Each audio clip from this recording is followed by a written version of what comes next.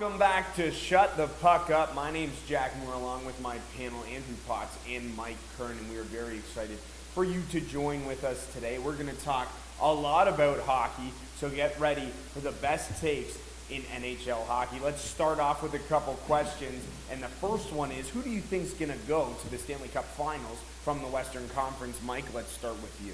Well, Jack, I think there's no way that Nashville doesn't find their way back there, just with their overall depth on the forward and defensive end. With their goaltending between the net, Pecorine obviously had an outstanding season. I think they're going to keep that rolling, and you're going to see them make their return to the final again this year. I definitely agree with you that Nashville is a powerful team, lots of depth, and with great goaltending, and they do have a great chance to go to the Stanley Cup Final. Andrew, who do you think is going to go to the Cup Final from the West? Well, I'm going to go with a different one. I'm going to go with Vegas and say that Marc-Andre Fleury actually, I think, is outplaying Pekka Rinne in the net, considering they just blew out the LA Kings and swept them, and it has a goals against average under 1. And their team is just a lot faster and a lot more depth, and I think that's going to take them to the Stanley Cup Final.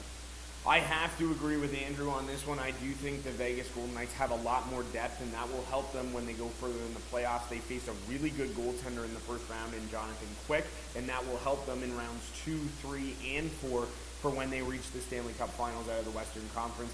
Plus, you look at this top line from Vegas, they're firing on all cylinders. They're overperforming for how good they actually are on paper. And then, like Andrew said, the depth is stepping up. Their fourth line has to be one of the best in hockey, and their defense core is playing really well. Coach Gallant has these guys going at the top of their game. I think they're going to be ready to blow through this Western Conference and go to the Stanley Cup Final.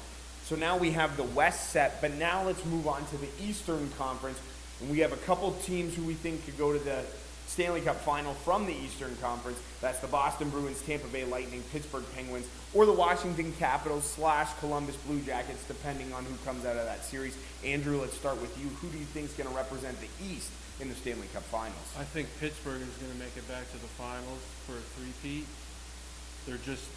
Sidney Crosby's just gone legendary again, and Matt Murray's solid in that, and as long as Malkin and Kessel and those guys put in some goals as well, I think they're just going to go right to the glory land again. Mike, what about you? Andrew thinks it's going to be Pittsburgh. Who do you think it's going to be? Honestly, I got to go right back there again with Andrew and take the Pittsburgh Penguins to make it out of the Eastern Conference.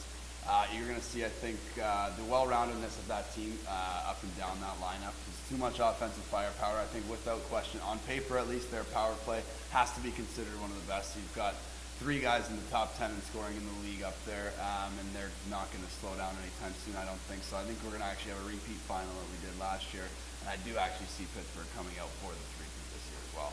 So both these guys think it's going to be the Pittsburgh Penguins, and I'm sorry to disappoint. I don't think it's going to be a three-peat on this panel. I'm going to go with the Boston Bruins, just looking at the way that they've played against the Toronto Maple Leafs in this first round. Boston is so powerful. They have so much depth, and I think Tuukka Rask is one of the most underrated goalies in the NHL right now. He could play at the top of his game, and if he does, and all of Boston lines are going, they will have the opportunity to go to the Stanley Cup Final out of the Eastern Conference. I think Pittsburgh's going to play them in the conference final, but I think it's going to be the Boston Bruins in 7 games in that conference final who are going to go to the Cup Final, and I think they're going to take on the Vegas Golden Knights. So that's our playoff predictions, who we think is going to be our Stanley Cup matchups. So for Mike, it's going to be the Nashville Predators and the Pittsburgh Penguins, a rematch of last year. Andrew thinks it's going to be Vegas versus Pittsburgh, so that would be Marc-Andre Fleury against his old team. And I think it's going to be the Vegas Golden Knights against the Boston Bruins. Let's move on to some individual awards, and we've already had some nominees roll out. So let's start with the Vezina for the best goalie in the NHL. Andrei Vasilevsky, Connor Hellebuyck, and Pekka Rinne. Starting with Mike, who do you think is going to win the Vezina Trophy? Obviously, these awards are based off of some regular season production for sure. I think without question, though, you're going to still see some leeway go towards which goalie can get his team the furthest into the playoffs and continue his legacy a little bit further here and there. I do think that it's going to be Pekka Rinne going through. The Predators, like I said, I don't think they're going to be slowing down anytime soon. I think that he had an outstanding season finding his way to get that team to go from finishing 8th place overall a year ago to now win the President's Trophy this season. I think that he's going to have to be a runaway for me. So Mike thinks it's going to be Pekka Rinne from his pick to go to the go to the Stanley Cup Finals out of the West. Andrew, who do you think is going to be the Vezina Trophy winner this season? I think it's going to be Andre Vasilevsky because he's had a couple highlight saves this year. They're probably the best saves in the league, like all year. And he was unstoppable for probably 3/4, if not the whole season. And I just think he's a better goaltender than the other two.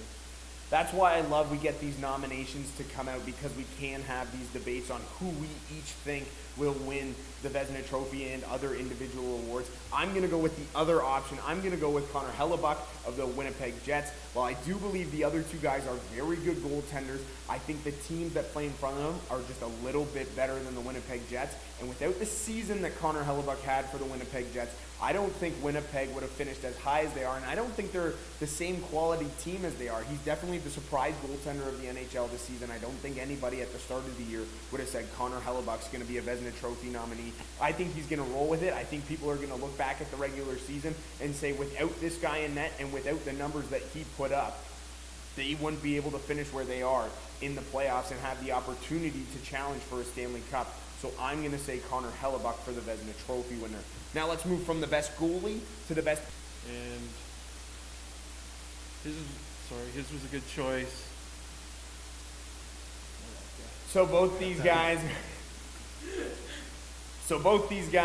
have really good answers, and I do agree with Andrew. I think it's going to be Taylor Hall. It will be fun to watch who is going to be the Hart Trophy winner this season. So now that we're in the first round of the playoffs, a couple first round matchups are over. We could see a couple more end in the next couple days. What's been the biggest surprise for you guys in the first round? Andrew, let's start with you. The biggest surprise I think this year in the first round is the Vegas Knights sweeping the LA Kings, because everyone thought the whole year that they were going to come back to reality and go into last place when they were in first place in the first 6 weeks of the season, but they've just been kept trucking along, and to sweep the LA Kings in the first round of the playoffs is pretty impressive.